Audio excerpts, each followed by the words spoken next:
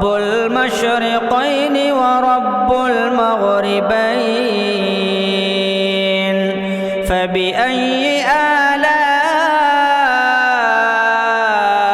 रब्बिकुमा तुकज़्ज़िबान मरजल बहरैनि यल्तक़ियान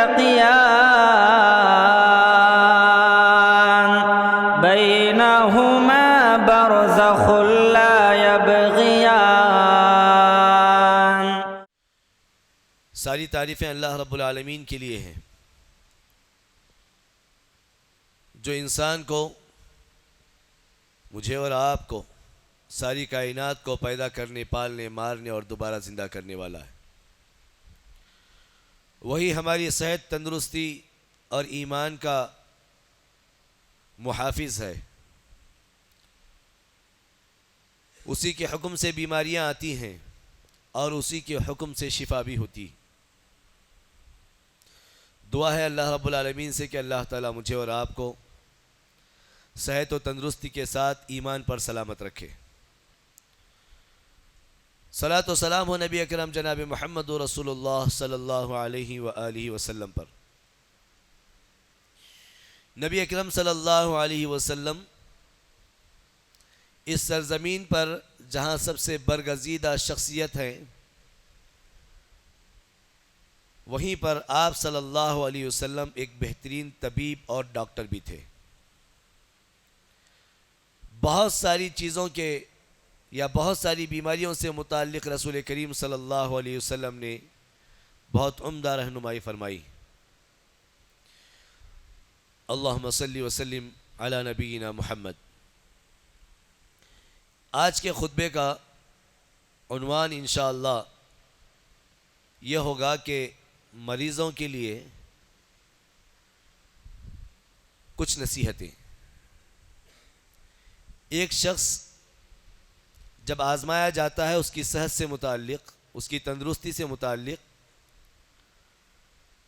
तो क्या ज़रूरी बातें हैं जो उस मरीज़ को, और अगर मुमकिन हो सके वक्त साथ दे या वक्त मिल सके तो मरीज़ के घर वालों को भी किन किन चीज़ों का ख्याल रखना चाहिए, इस पर इंशाअल्लाह हम आज गुफ्तगू करेंगे। अल्लाह ताला से हम दुआ करते हैं कि अल्लाह ताला कहने और सुनने के साथ साथ इन बातों को समझने, अमल करने और दूसरों तक पहुँचाने की तौफीक अता फरमाए। मोहतरम हज़रात, सेहत अल्लाह ताला की एक नेमत है और बहुत बड़ी नेमत है। बीमारों से पूछिए कि सेहत की कीमत क्या है। जो नातवा हैं उन्हें तंदुरुस्ती की कीमत का सवाल कीजिए जाकर। आप में से बहुत सारे लोग मेडिकल फील्ड से मुताल्लिक़ हैं। कोई डॉक्टर होंगे, कोई तालिब इल्म होंगे। इन लोगों को मरीज़ों से मुताल्लिक़ बहुत ज़्यादा मालूमात होती हैं। कभी कभार एक मरीज़ पर ऐसी सिचुएशन आती है कि वो डॉक्टर के सामने आकर के हाथ जोड़ने लगता है, पैर पड़ने लगता है। मुसलमान है कि गैर मुस्लिम है, इस एतबार से मैं बात बता रहा हूँ। अपनी जायदादों और अपनी मालदारी का वसीला देता है कि डॉक्टर साहब पैसा लीजिए, जो लेना है लीजिए, मुझे अच्छा कर दीजिए, मेरे मरीज़ को अच्छा कर दीजिए। सेहत जो अल्लाह ताला की तरफ से हमें मिली है बहुत बड़ी नेमत है, इसकी कोई कीमत नहीं है। आप महज अल्लाह ताला का शुक्र अदा कर सकते हैं और सिवाय शुक्र के आप अल्लाह ताला को दे भी क्या सकते हैं। और हमारे शुक्र अदा करने से अल्लाह ताला का कोई फ़ायदा भी नहीं है, हमारा ही फ़ायदा है। अल्लाह ताला ने कुरान मजीद में इरशाद फरमाया, लइन शकरतुम लअज़ीदन्नकुम, अगर तुम अल्लाह ताला का शुक्र अदा करो तो मैं तुम्हें और मज़ीद अता करूँगा। तो सेहतमंद लोग उनके ऊपर बीमारी आने से पहले अपनी मौजूदा सेहत पर अल्लाह ताला का शुक्र अदा करते रहें। देखें, मरीज़ या बीमारियां ये कई तरीके की मौजूद हैं। बाज़ लोग बीमारियों की दो तकसीम करते हैं। एक ऐसी बीमारी जिसका इलाज मौजूद है और कुछ ऐसी बीमारियां जिसका इलाज मौजूद नहीं है। बाज़ लोग बीमारियों की तकसीम ऐसे करते हैं कि जिस्मानी बीमारियां अलग हैं तो रूहानी बीमारियां अलग। कोई मरीज़ जब मुतासिर होता है किसी भी बीमारी से, चाहे वो जिस्मानी तौर पर मुतासिर हो रहा है, चाहे वो रूहानी तौर पर मुतासिर हो रहा है, चाहे वो ऐसी बीमारी में मुब्तला हो रहा है जिसका इलाज लोगों ने पा लिया है, जिनका इलाज डॉक्टरों को मिल चुका है, चाहे वो ऐसी बीमारी में मुलविस है जिसका इलाज डॉक्टरों को मिला नहीं है। लाइलाज बीमारी का डेफिनेशन गलत है। रसूल करीम सल्लल्लाहु अलैहि वसल्लम ने फरमाया कि कोई भी बीमारी ऐसी नहीं है इस दुनिया के अंदर कि जिसका इलाज ना हो। अल्लाह के नबी सल्लल्लाहु अलैहि वसल्लम फरमाते हैं कि मा अंज़लल्लाहु दाअन इल्ला अंज़ल दवाअहु और अंज़ल शिफ़ाअहु, कि अल्लाह ने कोई भी बीमारी ऐसी नाजिल नहीं की जिसका इलाज अल्लाह ने नाजिल ना किया हो। यानी हर बीमारी का अल्लाह ताला ने इलाज नाजिल किया। अब इंसान की अपनी तहकीक और अपनी तफ्तीश और अपनी रिसर्च के ऊपर मबनी है कि वह इलाज ढूंढने में कितना और किस हद तक कामयाब होता है। लिहाजा हम तमाम को सबसे पहले मुतमईन हो जाना चाहिए कि अल्लाह ताला ने जितनी भी बीमारियां नाजिल की हैं या जितने भी बीमारियों को पैदा किया है, ये सारी की सारी बीमारियां उसकी शिफा के साथ नाजिल हुई। सारी बीमारियों की अल्लाह ताला ने शिफा रखी। लिहाजा हम तमाम को मुतमईन रहना चाहिए और हमेशा मुतमईन रहना चाहिए अल्लाह ताला की ज़ात से कि वो ज़ात वहदहू ला शरीक, जिसने मुझ पर बीमारी को नाजिल किया है, वो उस बीमारी को दूर करने की भी कुदरत, ताकत और क़ुव्वत रखता है। अल्लाह ताला ने इंसानों की पैदाइश के सिलसिले में जिक्र किया तो लोगों के सवाल का जवाब दे रहे हैं। क्या जवाब दे रहे हैं? लोग सवाल कर रहे हैं पहले कि क्या अल्लाह ताला इंसान को मरने के बाद जब उसकी हड्डियां बोसीदा हो जाएंगी, वह ज़मीन में मिलिया मेट हो जाएगा, तो क्या दोबारा अल्लाह ताला उसको फिर से जिंदा करेगा? तो अल्लाह ताला कहते हैं जवाब में, इन्नमा अमरुना, क्या हमारा काम तो ऐसा है कि हम अगर किसी चीज़ को कहते हैं हो जा तो वो हो जाता है। क्या वो ज़ात जो पहली मर्तबा बनाने पर कुदरत और ताकत रखती है, दोबारा पैदा करना उसके लिए मुश्किल है? लोग कहते हैं सेहत और तंदुरुस्ती से मुताल्लिक कि एक मर्तबा अगर इंसान बीमार हो जाए तो पहले जैसी सेहत नहीं आती। यहां तो अल्लाह ताला इंसान को पहले से बेहतर नशो नुमा के साथ पैदा करने का दावा कर रहा है। क़यामत के रोज अल्लाह ताला हम तमाम को पैदा करके दोबारा खड़ा करेगा और कैसी तंदुरुस्ती में पैदा करेगा। सब कोई, हर कोई 33 साल की उम्र का जवान होगा। तो अल्लाह ताला इस दुनिया में भी आपको सेहत और तंदुरुस्ती देने पर कुदरत, ताकत और कुव्वत रखता है। यह ईमान रखना चाहिए और कभी भी नेगेटिविटी को जन्म देना नहीं चाहिए। पहली नसीहत यह है कि अल्लाह ताला पर ईमान मजबूत रखें। वो ज़ात जिसके हुक्म से बीमारी आती है। इब्राहिम अलैहिस्सलाम ने कहा, एक तो यह है कि अल्लाह के हुक्म से बीमारी आती है, दूसरी बात इब्राहिम अलैहिस्सलाम की दुआ से ये मालूम होती है या इब्राहिम अलैहिस्सलाम के दावे से ये मालूम होती है। इब्राहिम अलैहिस्सलाम कहते हैं वह इदा मरिस्तु फहुवा यशफीन, अपनी कौम को तौहीद समझा रहे हैं, अपनी कौम को तौहीद समझा रहे हैं, तौहीद पर होने वाले इतराज़ात का जवाब दे रहे हैं। तो कहा कि जब मैं बीमार होता हूं तो वो मुझे शिफा देता है।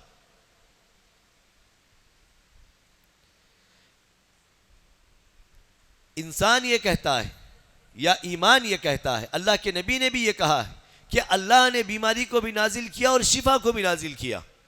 बीमारी भी अल्लाह की तरफ से और शिफा भी अल्लाह की तरफ से। लेकिन इब्राहिम क्या कहते हैं कि जब मैं बीमार होता हूं, यानी बीमारी की निस्बत उन्होंने अपनी तरफ की। इसका जवाब यह है या इसकी वजाहत यह है कि अल्लाह ताला ने कुरान मजीद में बेशुमार जगहों पर कहा, मा असाबकुम मिन मुसीबतिन फबिमा कसबत ऐदीकुम, या इस मानी की दीगर आयतें में आपको मिल जाएगी कि आपको जो भी मुसीबत आ रही है, वो तुम्हारे हाथों का किया हुआ है। आपको जो भी मुसीबत आ रही है वो तुम्हारे हाथों का किया हुआ है, यानी तुम्हारे गुनाहों, तुम्हारी गलतियों और तुम्हारे जिंदगी की बेइतदालियों का नतीजा है। जो कुछ आजमाइश तुम्हारे साथ आ रही, तो अल्लाह ताला की तरफ से बीमारी नाजिल शुदा जरूर है, लेकिन इंसान गलती करता है तो उसको बीमारी लपकती। बहुत ही कम ऐसे लोग होंगे जिसको शैतान की तमन्ना की वजह से बीमार किया जाता हो, जैसे अय्यूब अलैहिस्सलाम को बीमार किया गया। बस शैतान की तमन्ना थी ताकि इंसान को, यानी अय्यूब अलैहिस्सलाम को शैतान नाशुक्रा बना सके, बेसब्रा बना सके, उसका यह प्लान था। तो जब अय्यूब अलैहिस्सलाम को शैतान का प्लान यह था कि नाशुक्रा और बेसब्रा बनाए, तो शैतान की तमन्ना और ख्वाहिश हम तमाम ईमान वालों से मुतालिक यही होती है कि हम नाशुक्रे और बेसब्रे बने। तो इसलिए सबसे पहली बात या सबसे पहली नसीहत जो मरीजों के लिए की जा रही है वो ये है कि अल्लाह ताला पर ईमान अपना मजबूत रखें और अल्लाह ताला का शुक्र अदा करते रहें अपनी सेहत पर।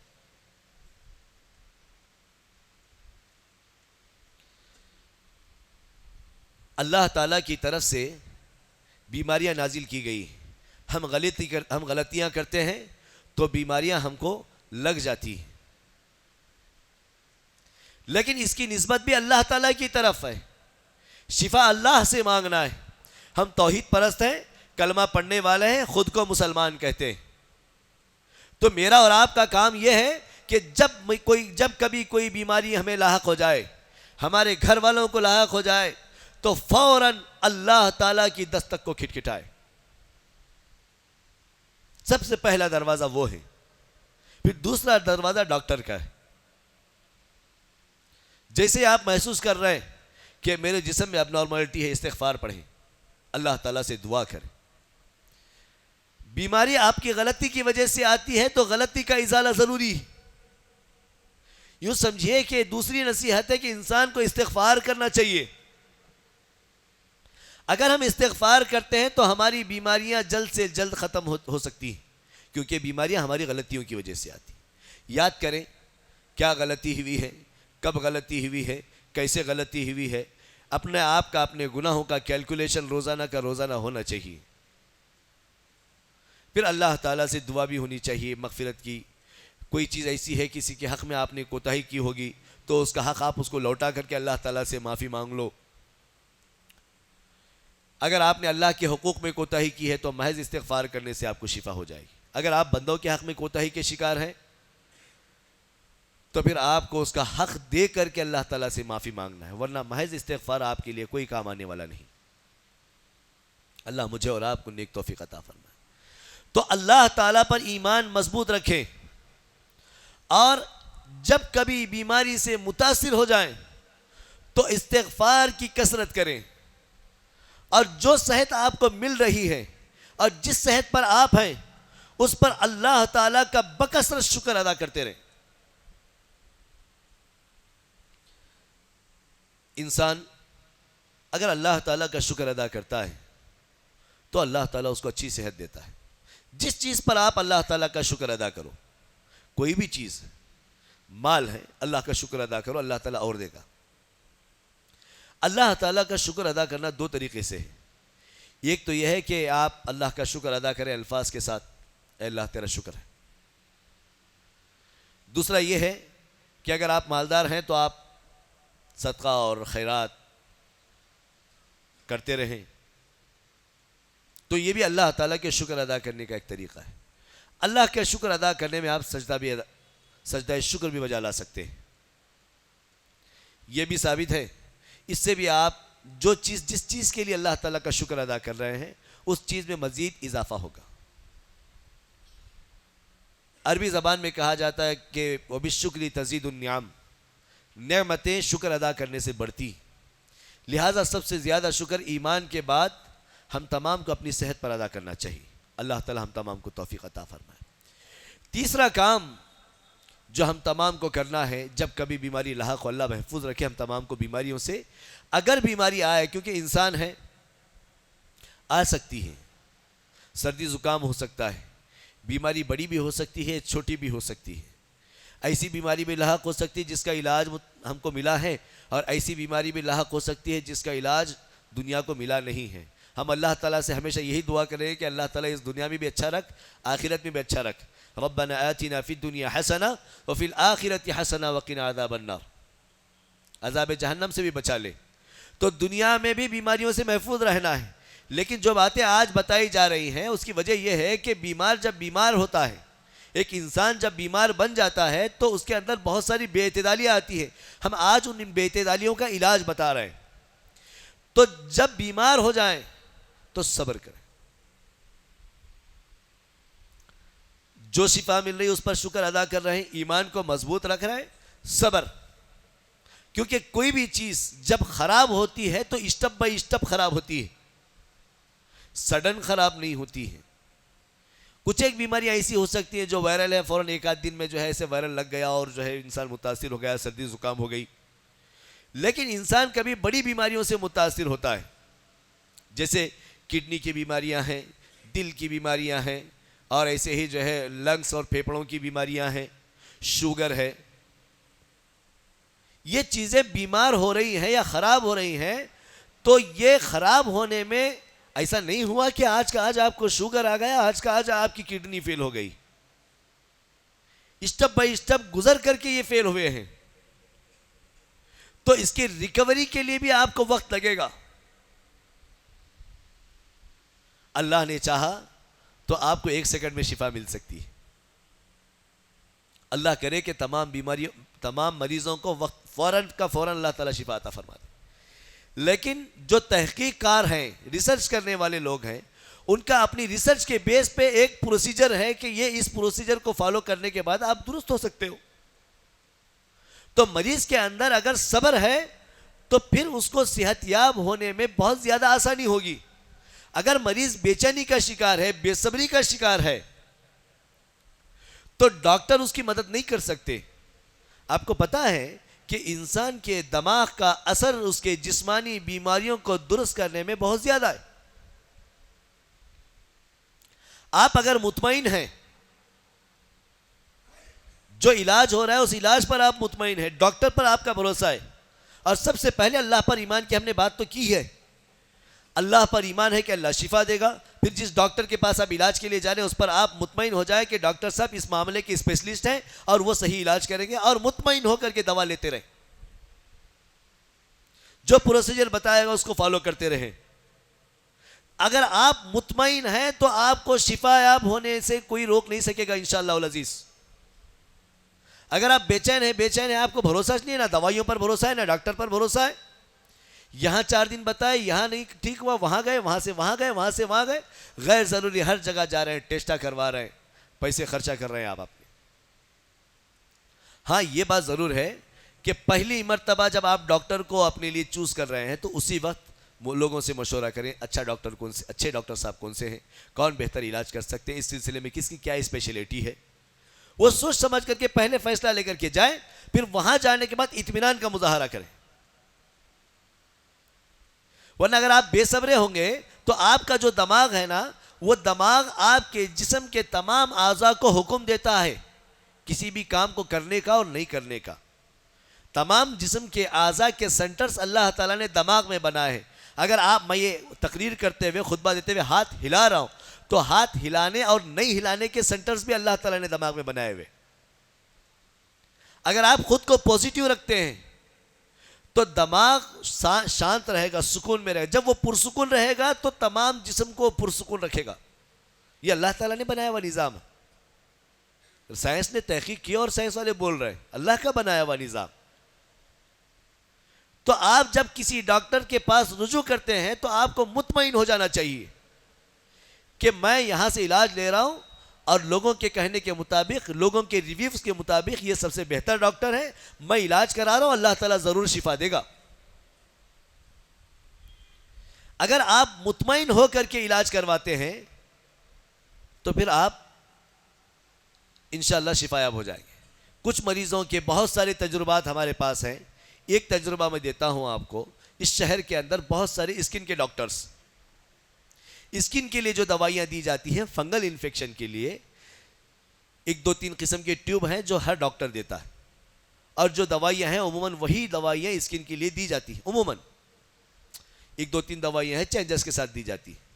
फला डॉक्टर के पास गए, मुतमईन नहीं हुए, दूसरे डॉक्टर के पास गए, उसने खाली कंपनी चेंज लिख करके दी, बीमारी को शिफा हो गई। क्योंकि इंसान का जो दिमाग है वो उसको इत्मीनान कर रहा है, फार्मूला वही है, केमिकल वही है, फार्मूला वही है। क्या डॉक्टर्स इस बात को अच्छी तरीके से जानते हैं।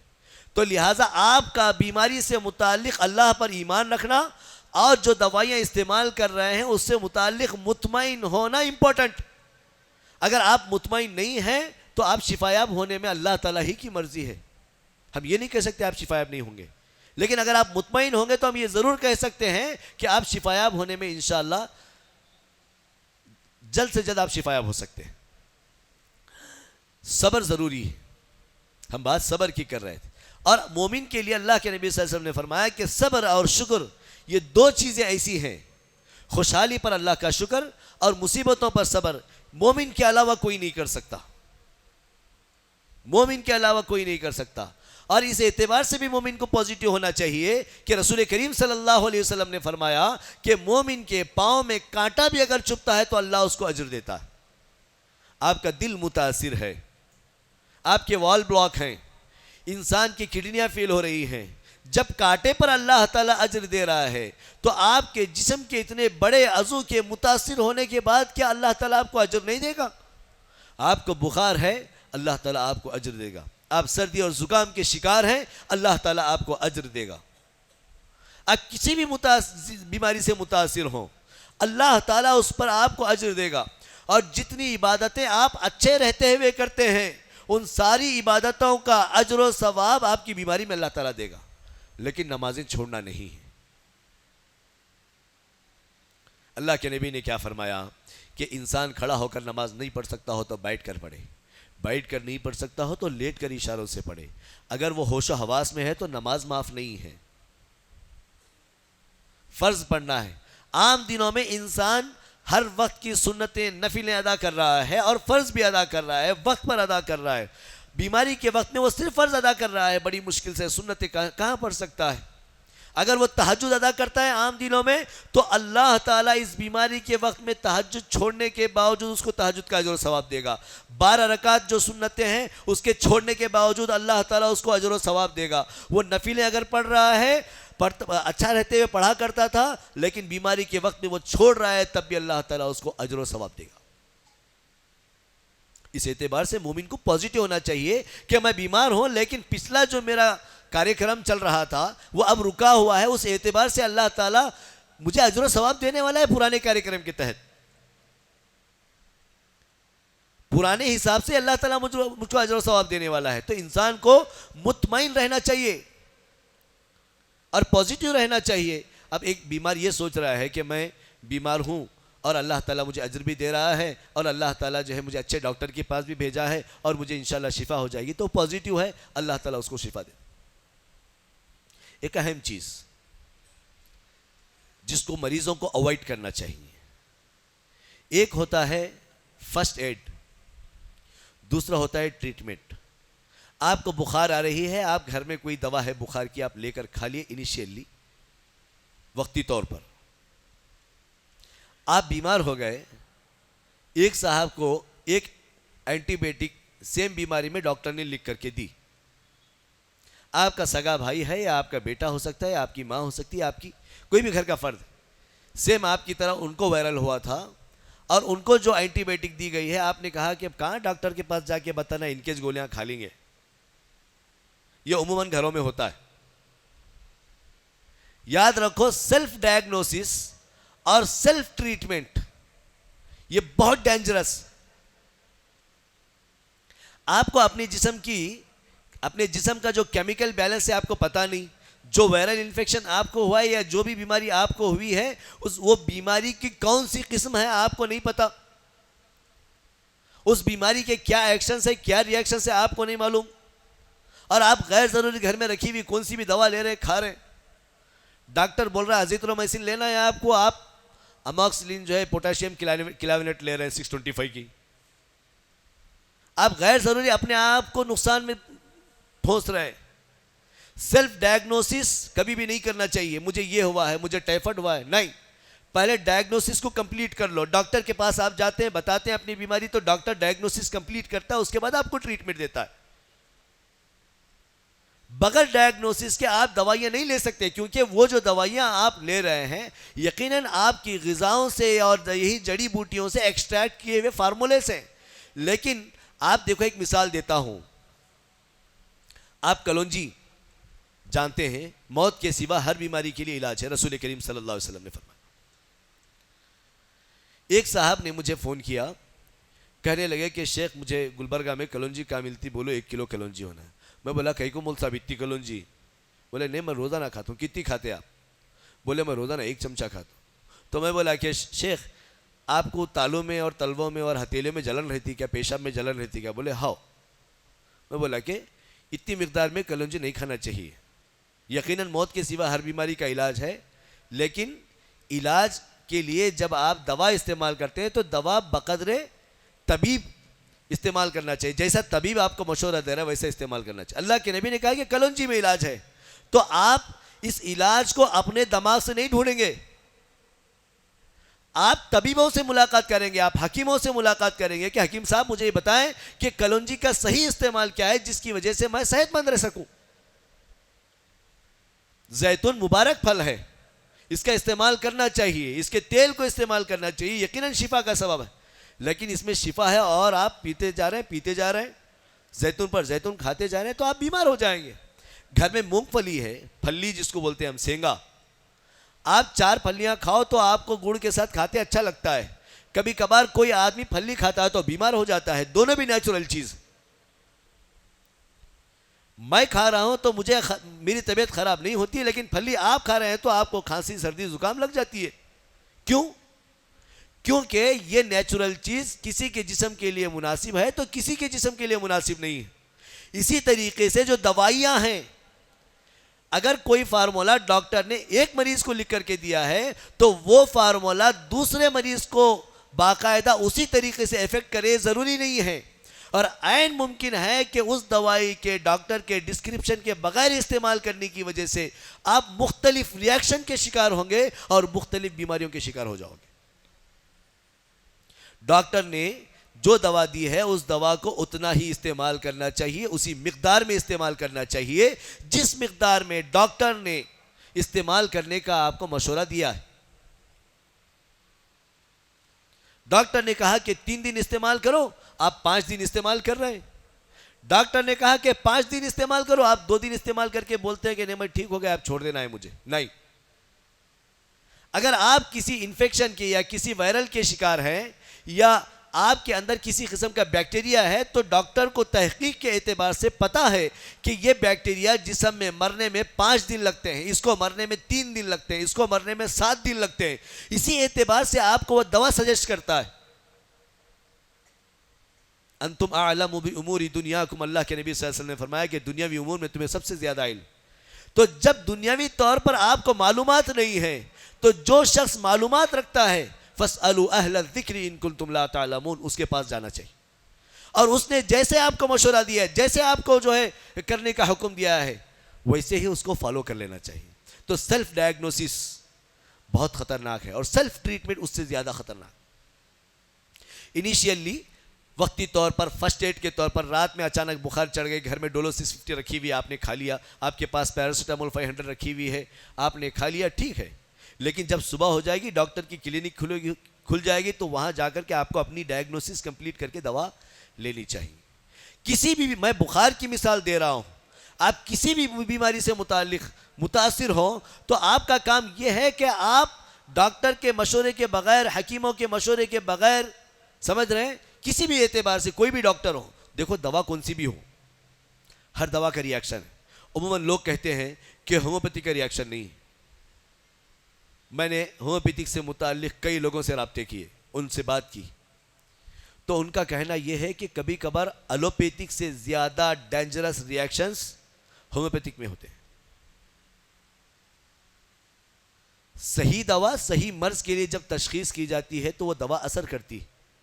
जब तशखीस गलत है तो दवा भी गलत तजवीज़ कर दी जाएगी। जब दवा गलत दी जाएगी तो उसका रिएक्शन होना तय। दवा की मिकदार का भी मामला है।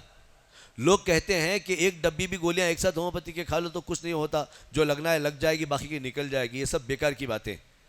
कुछ एक दवाइयाँ, कुछ एक फार्मूले होम्योपैथी के ऐसे हैं जो आपको रिएक्शन नहीं करते, लेकिन उमूमन जो दवाइयाँ हैं वो रिएक्शन करती। और ये मेडिकल से मुताल्लिक़ लोग जानते हैं और अच्छे तरीके से जानते हैं, और उन्हीं से मैं सीख करके ये बातें बता रहा हूँ। मुझे मेडिकल की ज़्यादा मालूमात नहीं है। आज इस खुतबे को इख्तियार करने का मकसद ये है, या इसकी वजह यह है कि उमूमन मैं देखता हूँ, घरों में जाता हूँ तो लोग अपने तौर पर दवाइयाँ इस्तेमाल कर रहे हैं, उसके रिएक्शंस हो रहे हैं, किसी की किडनियों पर असर है, किसी के फेफड़ों पर असर है। कोई दवाइयाँ ज़्यादा इस्तेमाल करने की वजह से उसके हाथों में राशा आ चुका है। अभी हमने कलौंजी की बात की, कलौंजी का ज़्यादा इस्तेमाल करने की वजह से भी कई लोग मुतासिर हुए हैं। कलौंजी की जो मिक़दार मुनासिब बताई जाती है वो ये है कि एक चुटकी, ये 2 उंगलियों में जितने दाने आपको आते हैं, 7 से 11 दाने की मिक़दार, उसको बारीक चबाएं, उसके ऊपर पानी पिएं या शहद का इस्तेमाल करें। और कलौंजी जो भी शख्स इस्तेमाल करता है उसका काम ये बनता है कि वो पानी का इस्तेमाल ज़्यादा करे, ताकि जो उसकी गर्माहट इंसान के हमारे जिस्म से जो गंदगी को जब निकालेगी तो पानी उसके लिए मददगार साबित। ये तरीक़ेकार। कलौंजी का तेल भी लोग पीते हैं 1-1 चमचा रोज़ाना। कलौंजी, एक मुट्ठी कलौंजी को अगर आप पीस करके तेल निकालोगे तो 2 कतरे 3 कतरे तेल निकलेगा। और आप 1 चमचा कलौंजी अगर आप पी रहे हैं तेल, तो आप 1 मुट्ठी कलौंजी के बराबर अपने जिस्म में जो है उसका असर छोड़ रहे हैं। तो कोई भी चीज़ अपने तौर पर इस्तेमाल नहीं करना चाहिए। आप अगर यूनानी चीज़ें इस्तेमाल कर रहे हैं तो आप हकीमों से रब्ता कीजिए।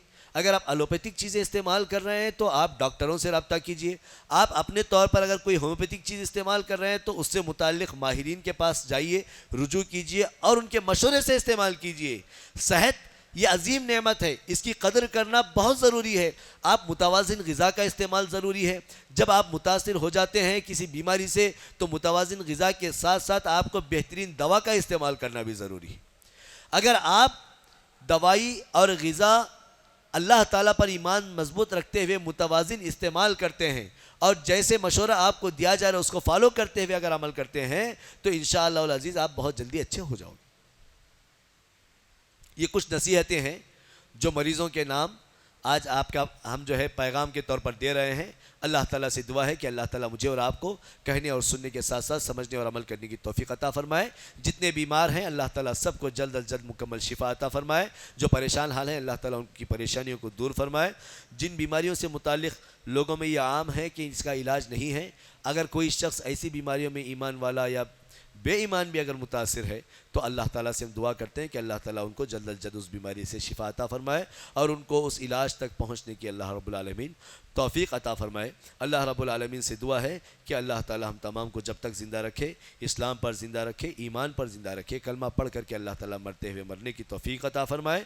अल्लाह ताला से दुआ है कि मरने के बाद अज़ाब क़ब्र से, अज़ाब जहन्नम से, पुलसिरात की आफ़तों से, हश्र व नशर की मुसीबतों से अल्लाह ताला हम तमाम मोमिनों को महफूज फरमाए। जन्नतुल फिरदौस में बग़ैर हिसाब किताब के दाखिल होने की तौफीक अता फरमाए। अल्लाह ताला से दुआ है कि जन्नतुल फिरदौस में रसूल अकरम सल्लल्लाहु अलैहि वसल्लम और आपके बरगज़ीदा सहाबा के साथ इकट्ठा और जमा होने की हम तमाम को तौफीक अता फरमाए। अक़ूलु क़ौली हाज़ा अस्तग़फ़िरुल्लाह ली व लकुम व लिस्साइरिल मुस्लिमीन मिन कुल्लि ज़ंब वस्तग़फ़िरूहु इन्नहु हुवल गफ़ूरुर रहीम व सल्लल्लाहु अला नबी।